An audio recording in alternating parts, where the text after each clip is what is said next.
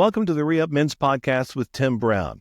Re-Up is helping men become the man God intended them to be. We're glad that you're joining us for this podcast and hope you'll visit us at ReUpPodcast.com to learn more about Re-Up and the resources that are available to you there. I'm Brandon Porter. Tim Brown is with us on the podcast today. Welcome in, Tim. Glad to have you back. Well, thank you. Yeah, I've been incognito for about 15 days, so I've been doing for some 2025, traveling. I think, so far. Yeah. Yeah.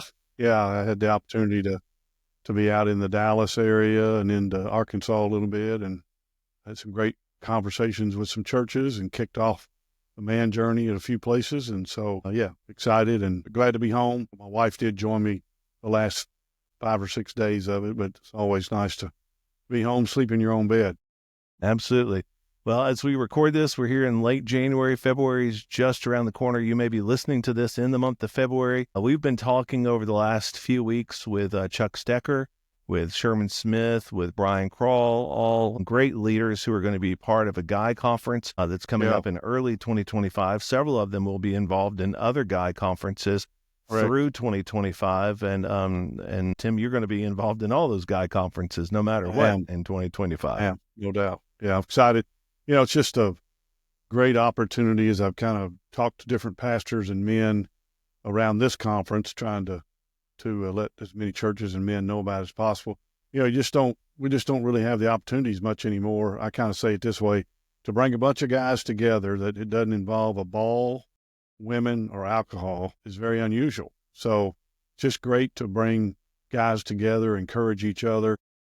I tell you this, the quality, I'm not being selfish, but obviously you and I both live in Bowling Green, so we're going to have the opportunity to be around these guys. But selfishly, this group of speakers that are coming in, man, what a blessing it's going to be. And I can't wait just to sit and absorb and listen and learn and myself, but just a real encouraging chance for guys to come around each other and be real for 4 or 5 hours. We're only taking half a day.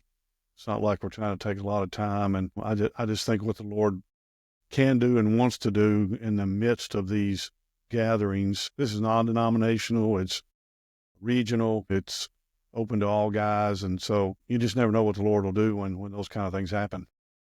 And so February the 8th, 2025 is going to be a big day in the history of Re-Up as we host the Guy Conference with those men that we've just mentioned early in the day. And then later in the day, there's an event with Jace Robertson. Many people will be familiar with Jace from Duck Dynasty, and he's going to be speaking to folks in an evening event that has a meal and program. Chuck Stecker, I think, who will be at both of those events. Tim, we want to talk specifically that evening event. You tagged it with this little phrase that I was hoping you could unpack for us here in this podcast. And that phrase is moving men toward greatness. What do you mean when that's in your mind as far as what you want to try to help? I'm assuming at that event, but then even beyond that event, moving men toward greatness. Yeah, when we kind of came up with that tagline, actually an agency we use in Louisville that helps us with our marketing and graphic designs and all that, they kind of helped me come up with that thought process. And of course, we were a little leery of it initially because, we threw that out there right at the time of the election, and we know the Making America Great Again theme and all that. And we didn't want to confuse it that it was attached to that, but it just happened to be the same timing as the message. But, one of the things that I think we've seen over the last, I talk about it in God in a Man book, a chapter called Mandemic, is, we've just not seen men being considered in manhood and fatherhood being great. It's, number one, that manhood and fatherhood that come from the Lord, obviously, those should be the best. And he created men to lead and to be fathers and to be difference makers, disciple makers. We can go on and on and on, but as well as I do, men have become manhood has kind of become the butt of a lot of jokes. We're the ones that get picked on in TV and newscast and all that. It's, masculinity has been considered toxic. We could go on and on and on. And I just I think we're really feeling a stirring with men that enough's enough. I mean, we want to get back to where men are great and that young women find great young men to marry.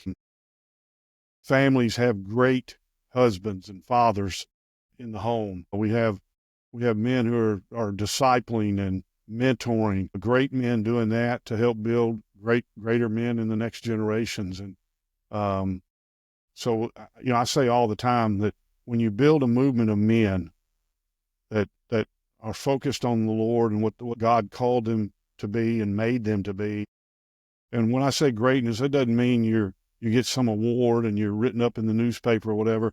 When I say greatness, it can mean just being the best version of a father you can be in your home. That's greatness. Yeah, and I wanted to talk to you about that because I do think that even guys, when they think about great guys, they think about the home run king or the guy Yeah, who scored the winning yeah, touchdown or the yeah. guy who led his company to grow to a certain level and he became wealthy and everyone became wealthy in that company. Those are all great things to accomplish in life, I guess. But I think you mean something different when you're thinking about the definition of a great man. Absolutely. Absolutely. While I was driving, I'm not a big reader except the Bible. Uh-huh. And then if it's a sports story or something, I might read it. But I was listening on Audible while I was gone the last couple of weeks to the new book that came out about Pete Rose. It's called Uh-huh. Charlie Hustle. Um, I was a big Red Machine. You can see it behind me here on the camera. Uh-huh. I was a big Red Machine guy. I've always been a big Reds fan, and Pete Rose, Johnny Bench, and all that.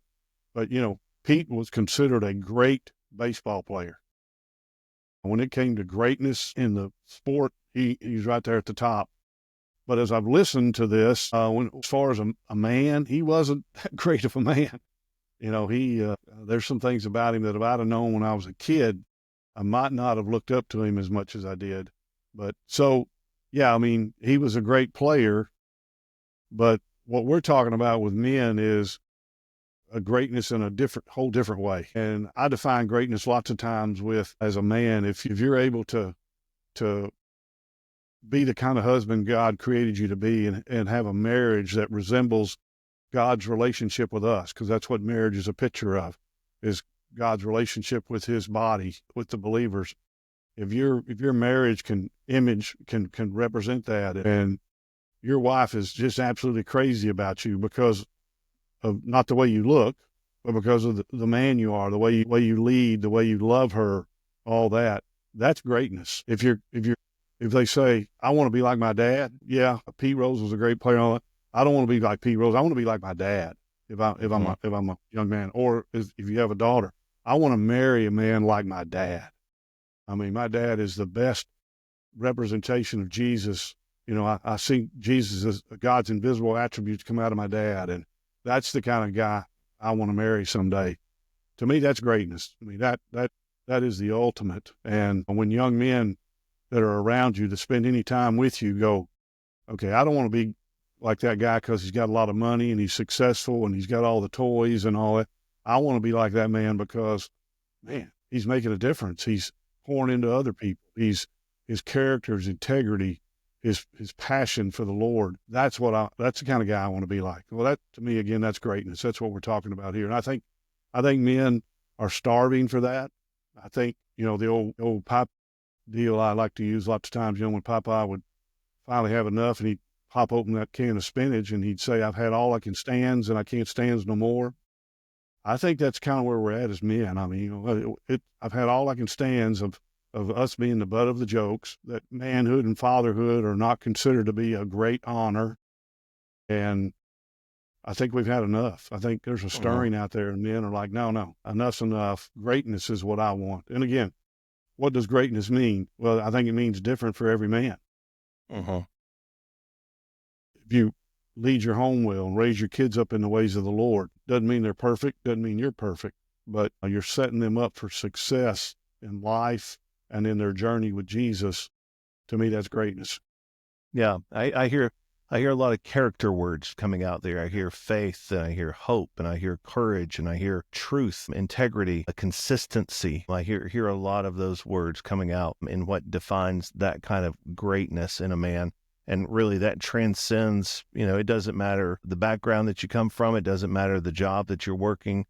Doesn't matter the training or lack of training that you have. Those kind of character attributes, that godliness in a man, I mean, that transcends, it cuts through every single line and barrier that we have in society.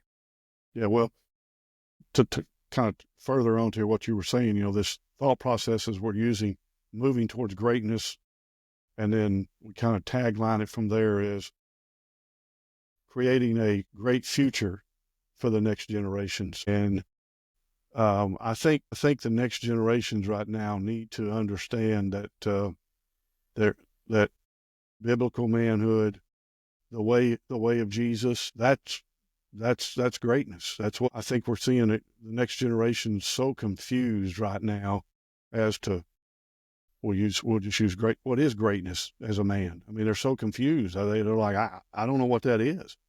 And but one of the section of scriptures that I know Chuck's going to use Stecker at the conference and the event that night, and that we're actually putting in our vision book that's going to be printed from Psalm 78 verses 1-7, where it just talks about passing on to each generation, a generation to generations, and even generations that haven't been born yet. This who God is and what He's capable of, and the greatness of God. And so I think that's where we've got to get back to defining what greatness is. It's not what the world says greatness is. It's the greatness of God, and how that can be displayed in your life, and you can live in it and pass it on to others, and let every young man, especially because obviously we focus on men, but let every man know that they were created for greatness, and that comes from God, comes through Jesus. And so what about the guy listening to this podcast? And I mean, he's fired up, he's motivated, sounds good, but when he is just by himself, he knows he's made a mess of things. His life right now is anything but great. He has contributed to that. Maybe other circumstances have contributed to that, and he's just in a mess. What do you say to that guy right now about turning around and coming out of that? I say to that guy not to sell books, but if he'll order my book and read the first few pages of it where I tried to kill a guy, and then read on further where I was balled up in a corner, and because I'd lost all hope and I had some crazy thoughts of what I might do to myself, that it doesn't matter. In every instance, whenever I felt like that, and I decided that all I had was Jesus, and I would turn, He would bump noses with me. He's right there. So the enemy is the one trying to make you feel that way. God's bigger than that. Matter of fact, the enemy is a created being. God created him. So he's greater than that. And so that's why, I call my book, God and a Man, how God can use any man to make a difference. I'm not saying I'm a great man, but I'm a better version of a man, a biblical man, a Jesus following husband and father than I was when I tried to kill that guy or when I was balled up in that corner. So if that's that guy listening, there's hope. And don't let the enemy tell you any different, because everything that's coming into your mind right now that's making you think bad is a lie. It's just a flat out lie from the father of lies, who is the enemy. But the Father of truth wants you to know the truth, because the truth will set you free. Well, Tim referenced his book there. We would love to point you to our website, reupmen.com. That's where you can find information about that book and many other resources that have been created by Tim and others to help men individually, help them in small groups, to grow together and to grow to be more like Christ as they follow him. If you're listening to this podcast in time to learn more about the Guy Conference or that Saturday night, February the 8th event that we mentioned in Bowling Green, you can do that also at reupmen.com. Definitely worth the investment of your time to be there, to be a part of those events as well as this podcast. We come to you, try to make one every single week and deliver it to you. And so we'd love for you to subscribe at your favorite podcast platform. If it's helpful to you, then it probably would be helpful to another guy in your life. And we would love for you to pass it on to him and encourage him to listen with us as well. Thanks for listening to the Re Up Men's Podcast with Tim Brown. I'm Brandon Porter.